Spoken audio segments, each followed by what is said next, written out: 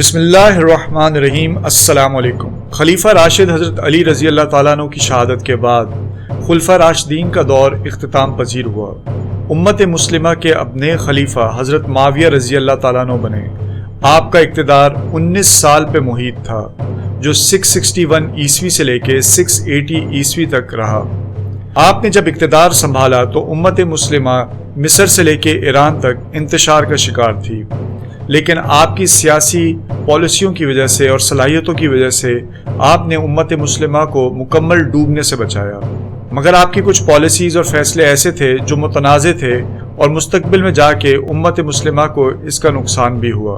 حضرت معاویہ رضی اللہ تعالیٰ عنہ کے دور حکومت میں مسلمانوں نے بازنطینی رومنز کی کیپٹل کانسٹینٹینوپل کا محاصرہ کیا۔ یہ محاصرہ 674 عیسوی سے لے کے 678 عیسوی تک جاری رہا، یعنی 4 سال جاری رہا، لیکن ان 4 سالوں میں مسلمان اس کی دیواروں کو عبور نہ کر سکے، اور اس کی بنیادی وجہ مسلمانوں کے پاس اس وقت افرادی قوت کی کمی تھی اور وہ ٹیکنالوجی بھی نہیں تھی جس کے ذریعے سے وہ یہ کام کر سکیں۔ اس محاصرے میں مشہور صحابی حضرت ابو ایوب انصاری رضی اللہ تعالیٰ عنہ بھی شامل تھے، جن کا انتقال بھی اس محاصرے کے دوران ہوا۔ آپ کو کانسٹینٹینوپل کی دیواروں کے پاس سپرد خاک کیا گیا۔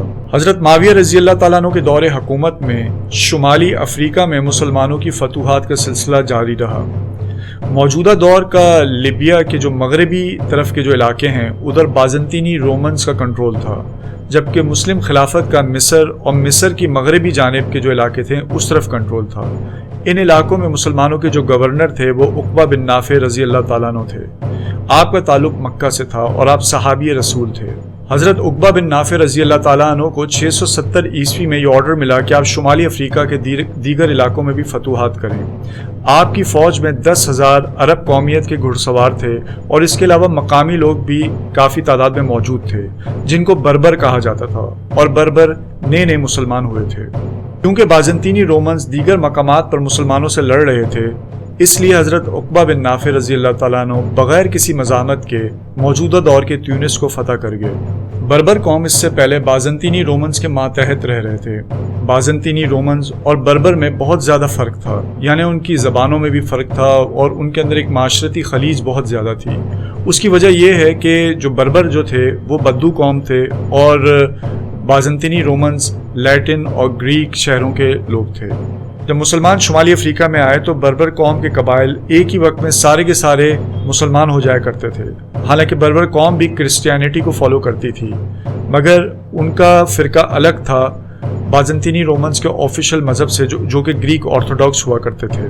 680 عیسوی تک حضرت عقبہ بن نافع رضی اللہ تعالیٰ عنہ آج کل کے موروکو کو فتح کر چکے تھے اور اٹلانٹک اوشن کے ساحل تک دستک دے چکے تھے۔ دی لاس اسلامک ہسٹری کے مصنف کے مطابق حضرت معاویہ رضی اللہ تعالیٰ عنہ نے 19 سالہ دور حکومت میں امت مسلمہ کو متحد کر کے رکھا، مگر اپنی وفات سے قبل انہوں نے اپنے بیٹے یزید کو اپنا جانشین مقرر کر کے ایک ایسا فیصلہ کیا جس کے منفی اثرات مسلمان امت کی تقسیم کی صورت میں آج تک جھیل رہے ہیں۔ اس کتاب کے مصنف مزید اپنی رائے کا اظہار کرتے ہوئے لکھتے ہیں کہ غالباً حضرت معاویہ رضی اللہ تعالیٰ عنہ اپنے انتقال کے بعد امت کے اندر خون خرابہ اور فساد اقتدار کے حوالے سے نہیں دیکھنا چاہتے تھے، اس وجہ سے انہوں نے خلافت کو موروثی سسٹم کے تحت کر دیا۔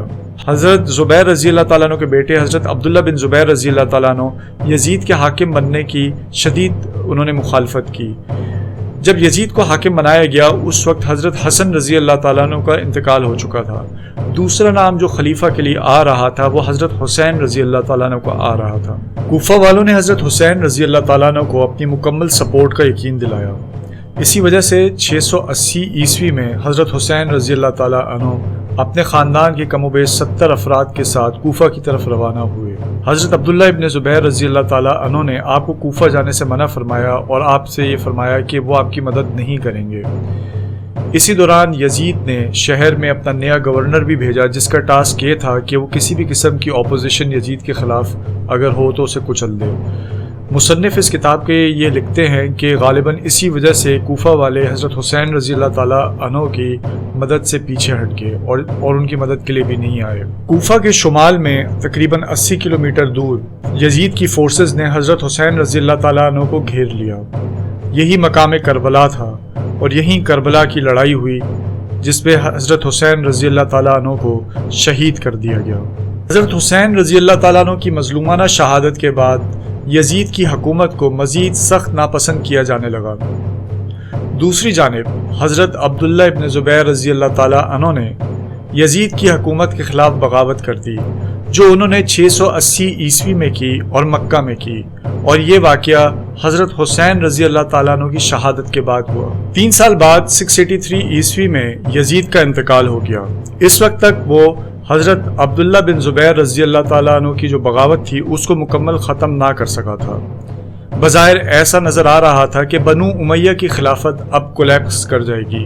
حضرت عبداللہ بن زبیر رضی اللہ تعالیٰ عنہ نے اپنے آپ کو خلیفہ ڈکلیئر کیا، اور آپ کو عراق، مصر اور شام سے کچھ سپورٹ بھی ملی، مگر کچھ قبائلی سیاست اور جنگ کے ذریعے بنو امیہ کے حکمران مروان اور ان کے بیٹے عبد المالک نے یہ علاقے واپس اپنے کنٹرول میں لے لیے، اور 692 عیسوی میں حضرت عبداللہ بن زبیر رضی اللہ تعالیٰ عنہ کی بغاوت کو مکمل ختم کر دیا گیا۔ اب بنو امیہ کا خلافت پر مکمل کنٹرول واپس ہو گیا۔ اگر دیکھا جائے تو 680 عیسوی سے لے کے 692 عیسوی تک مسلم امہ سول وار کا شکار رہی۔ بنو امیہ نے واپس ملٹری ایکسپینشن کا کام شروع کر دیا، اور شمالی افریقہ کا علاقہ کارتیج، جو کہ بازنطینی رومنز کے قبضے میں تھا اور ان کا آخری علاقہ تھا، اس کو 698 عیسوی میں مسلم خلیفہ عبد المالک نے مسلمانوں کی فوج بھیج کر بازنطینی رومن سے لے لیا، اور اب پورا کا پورا شمالی افریقہ مسلمانوں کے قبضے میں تھا۔